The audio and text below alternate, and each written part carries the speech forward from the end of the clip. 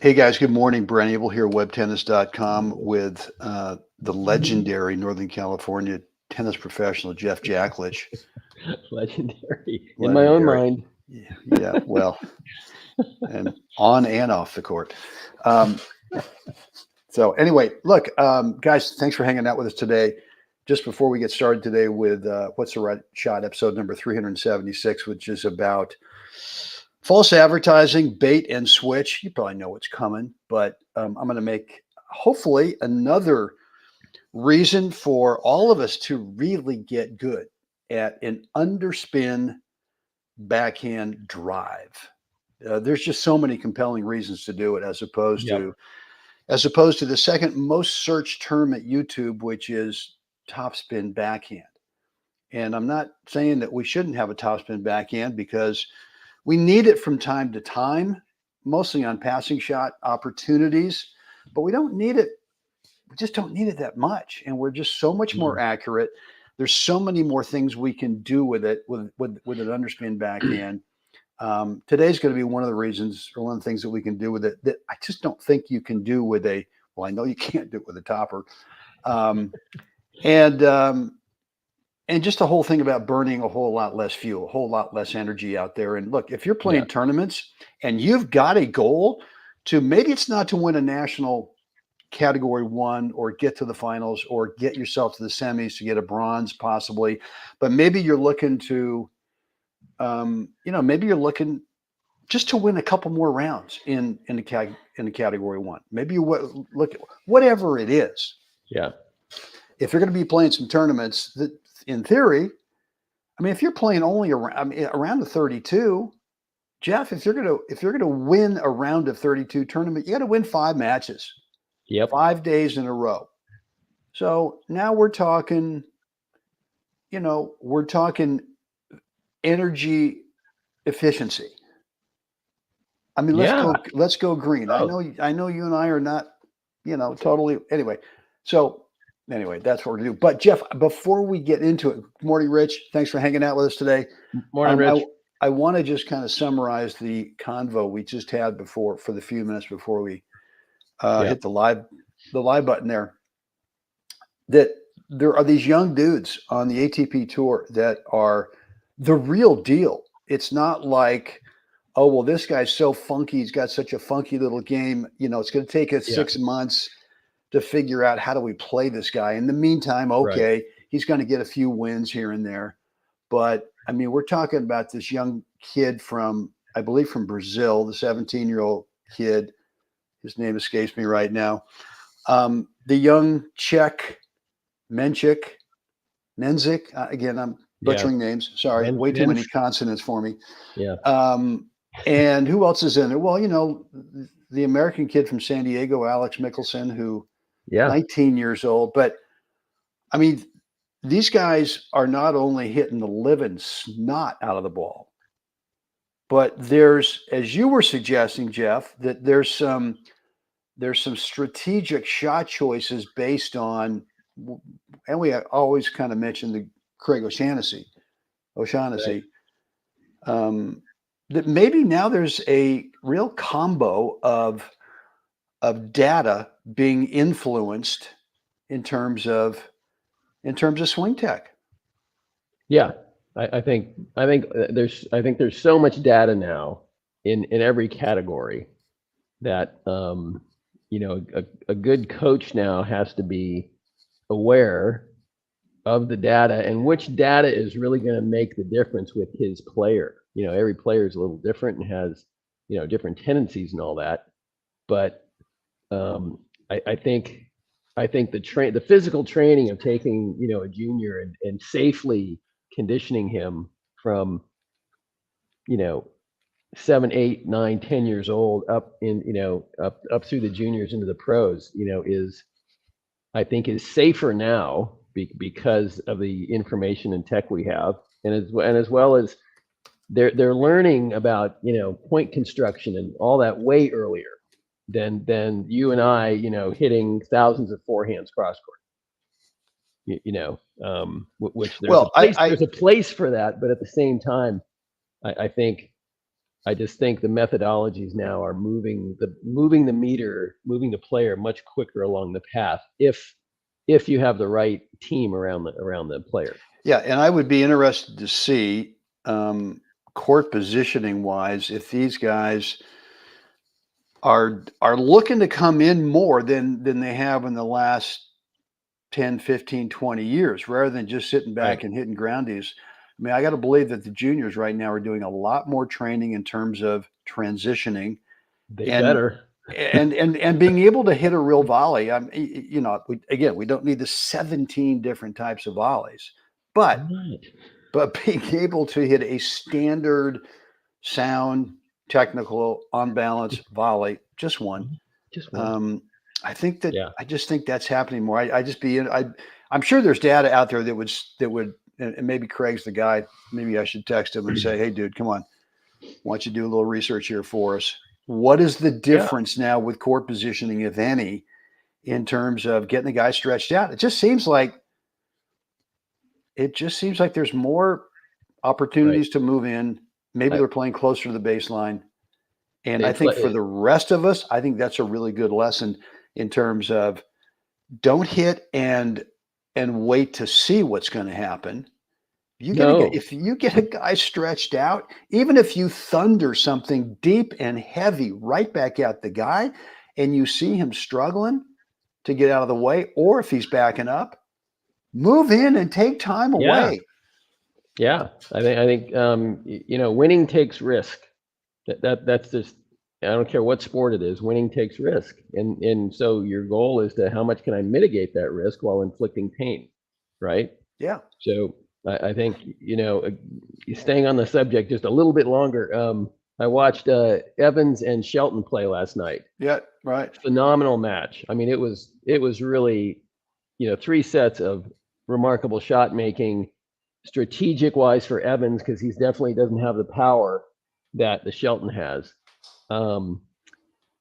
And so, Shelton pulled it out, 7-5 or 8-6 in the breaker in the third. But Evans played strategically, really played a great match, right? Because he doesn't have all the giant weapons. A great slice backhand, right? A great slice backhand, which he totally teased Shelton with the whole match, bringing him in intentionally, lobbing, soft cross court, angles and things. So it was really great to watch the shot making that was calculated, right? And so watching Shelton, I'll compare him to Shapovalov. Shelton is already advancing with nuance in his game way past Shapovalov. Shapovalov, I watched a little bit of his match earlier yesterday, and he still just swings for the fences. It's still like this thing. It's like, dude, can we get a handle on the gas pedal? And so there's a guy who can do everything. He can do all of it, just like Shelton. But he doesn't seem to have the governor on his throttle to be able to know when to back off and when to nuance something. And Shelton seems to be learning that quite quickly. That's good. That's good. Good. Well, no, it was great to see Dan Evans with that underspin backhand. And you're not limited to just one thing. There's a lot of things that you can do with it. And so today, let's go ahead and see what we can see with yours truly. On this side, a couple of slicers, and then just a roller, a roller. So, I've watched this point obviously a few times, trying to really kind of condense it down. And by the way, guys, this afternoon, today, probably going live. I might have to do a pre-record. I've got a 1:30 appointment. My dermatologist, which I see now every 90 days, used to be every 6 months, but I'm seeing this guy every 3 months just to make sure. Anyway, I got him at 1:30. I'm usually in and out pretty quick. A couple of little those freezing zappers on my face. Zappers. I come out looking like, whoa, okay. Anyway, but this afternoon I've got something for you, and I'm going to. I think I know what anyway, I'm pretty sure I know what I'm going to talk about. If I don't now, I will then. Anyway, so look, here's my playbook pretty much in one point. All right. The return to serve basically goes up the middle, whether it's Yep. forehand or backhand. So there's no mystery there. I'm just gonna, whether I top it, whether I slide it, just throw it in the middle. And now I want to work, getting back to Craig O'Shaughnessy, I want to work the backhand cage. Mhm. That's the way that he labels it, and I kind of like it. Now, if it's a lefty, maybe it's it's a different part of the court. But Right. basically, my intent here is I just want to play into that quadrant right in the middle. Just have it drop somewhere right there in the Yep. middle, right? Same thing here. Now that's a topper, but it's going to land right there in the middle. That's my playbook. I mean, it's so stupidly simple. It's Yeah. doesn't and the beauty of it, Jeff, it doesn't require any thinking. It requires no thinking at all. And then what have I trained him to think? I've trained him to think that, Here we go. You let him down the primrose path. yeah, and so there you go.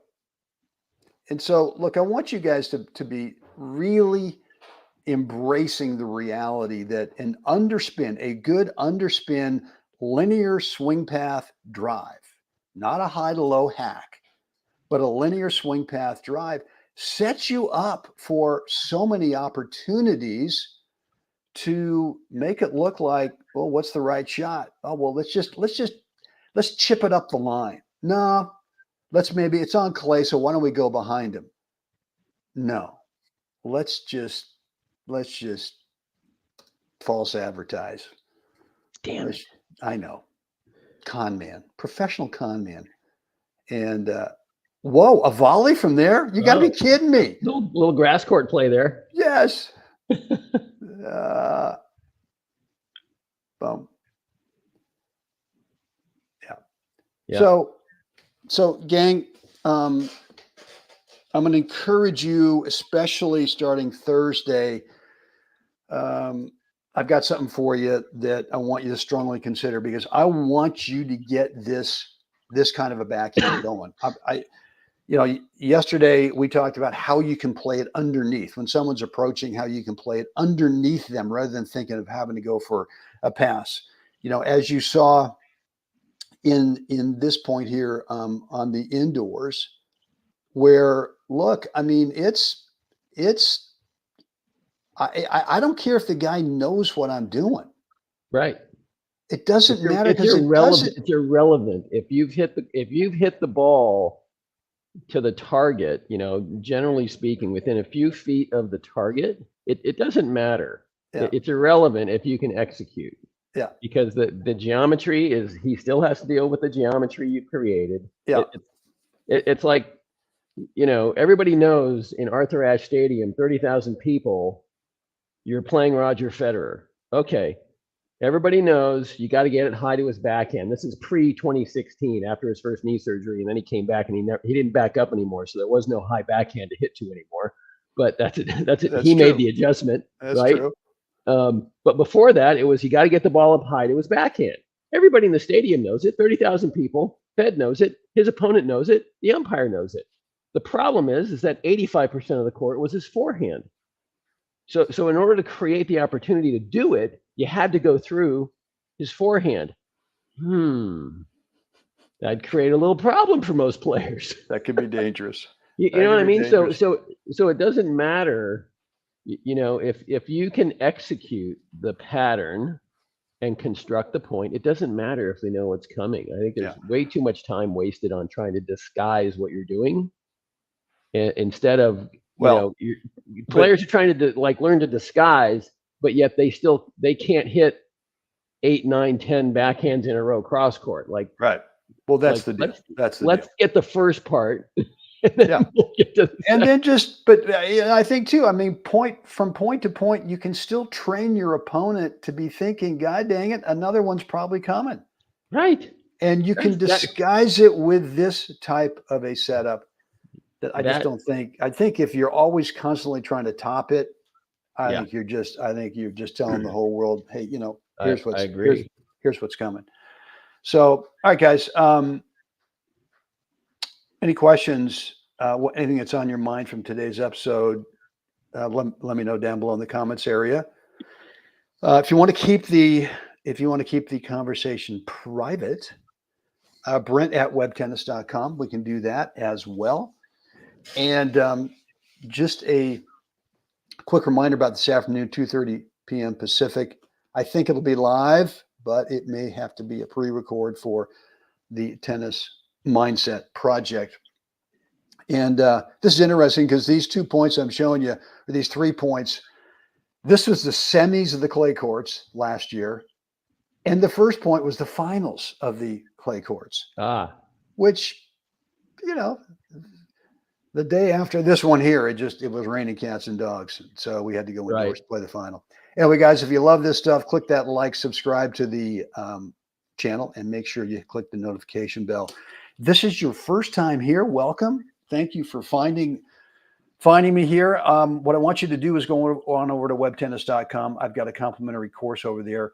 It's really how do you manage the 80-20 reality of tennis in a match. And 80% of the time, we're not playing points. We are spending that time between points and or on side changes. And when you manage that time really well, Jeff, good stuff happens. I really love to spend that time berating myself and how poorly I'm playing. That's right. It really gets me on the right track. Or thinking, all right, now, man, look, you got to win this point, because if you win this point, then it's 40-15. If it's 40-15, then you win the game. Now it's 5-2. And if it's 5-2, then maybe he's just going to give the rest to you. Absolutely. So, it doesn't work. Don't choke.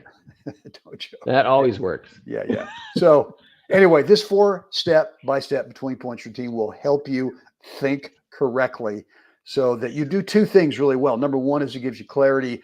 How do I want to start the next point? And then the second part is that clarity really sort of rolls itself over to the point itself, to the 20%, where you now get some shot choice clarity during the point as well. Go on over to WebTennis.com, drop in a first name, email address, and you'll get immediate access to that course. All right, Jeffrey, that's it for us today.